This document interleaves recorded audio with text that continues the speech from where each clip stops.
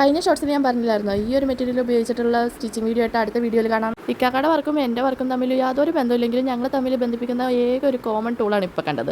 Soldering ആണ്. വലിയ വലിയ ഡിസൈനേഴ്സൊക്കെ അതും വെച്ച് സ്കാലപ്പ് ചെയ്യുന്നത് ഞാൻ കണ്ടിട്ടുണ്ട്. അതുകൊണ്ട് ഒന്ന് പരീക്ഷിച്ച് നോക്കിയാട്ടോ. അതേ സംഭവം സക്സസ് ആയിട്ടുണ്ട്. ഷോൾ തലയിൽ വരുന്ന ആ ഏരിയയിൽ എനിക്ക് അത്രയും വലിയ ഡിസൈൻ വേണ്ടായിരുന്നു. സിമ്പിളായിട്ടുള്ള ഒരു സ്കാലപ്പ് മതിയായിരുന്നു. അതുകൊണ്ട് ഞാൻ ഷാൾ രണ്ടാക്കി ആ ഒരു സ്കാലപ്പ് എടുത്ത് അപ്പുറത്തേക്ക് പിടിപ്പിച്ചിട്ടുണ്ട്. ഞാൻ ഇതുവരെ കൈവെക്കാത്ത ഒരു ഏരിയയിലേക്കാണ് ഇപ്പോൾ ഞാൻ തയ്ച്ച് പോകുന്നത്. ഫാബ്രിക്കിൽ വെട്ടിക്കൊള്ളാമുണ്ടല്ലോ എന്നോർത്ത് കലണ്ടറിൽ വെട്ടിയിട്ട് അത് വെച്ച് മാർക്ക് ചെയ്തിട്ടാട്ടോ ഞാൻ എടുക്കുന്നത്.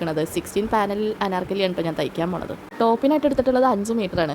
പടച്ചവനെ നിങ്ങൾ കാത്തോളിയെന്നും പറഞ്ഞിട്ടാണ് ഞാൻ വെട്ടിയത്. കൊളായി കഴിഞ്ഞാൽ 5 മീറ്റർ അങ്ങനെ തന്നെ അങ്ങോട്ട് പോകില്ലേ. പാനൽ വെട്ടിയിട്ട് പട്ടി അടിച്ച പോലെ ഈ കിടക്കണ കണ്ടിട്ട് എനിക്ക് സത്യത്തിൽ നെഞ്ചിൽ പെടപെടാ ഇടിപ്പായിരുന്നു കേട്ടോ. പിന്നെ ധൈര്യം തന്നത് ഇക്കാക്കായാണ്. വരുന്നോടത്ത് വെച്ച് കാണാമെന്നും പറഞ്ഞു. പിള്ളേരൊക്കെ ഇതേ കൂട്ടിലാക്കിയിട്ട് ഞാൻ തയ്യൽ തുടങ്ങിയിട്ടുണ്ട്. പേഴ്പ്പിനൊക്കെ തലങ്ങും വിലങ്ങും ഞാൻ കുത്തിയിട്ടുണ്ട്. ഒറ്റ ഇരിപ്പിൽ തന്നെ തയ്ച്ച് തീരുവാണെങ്കിൽ ഒരു സമാധാനമാണ്. അപ്പോൾ ആ ഒറ്റ ദിവസം ടെൻഷൻ അടിപ്പിച്ചാൽ മതിയല്ലോ. പക്ഷേ ഈ പിള്ളേരെയും വെച്ച് തയ്ച്ച് വരുമ്പോഴേക്കും 3-4 ദിവസം എടുക്കും. ആ 3-4 ദിവസം ഒരേ ടെൻഷൻ തന്നെ. ടോപ്പിൻ്റെ പരിപാടി ഏകദേശം സെറ്റാക്കി വെച്ചിട്ട് ഇതേ ഒരു സീക്രട്ട് പാൻറ്റും കൂടി തയ്ക്കാമെന്ന് വിചാരിച്ചു. അടിയിൽ ഇതുപോലത്തെ സ്കാലപ്പാണ് കൊടുത്തിട്ടുള്ളത്. ഞാൻ ഇട്ടിട്ടുള്ള ഫൈനൽ റിസൾട്ട് ഇതാണ്. ടെൻഷൻ അടിച്ചതിൽ വലിയ കുഴപ്പമില്ലാന്ന് തോന്നണം.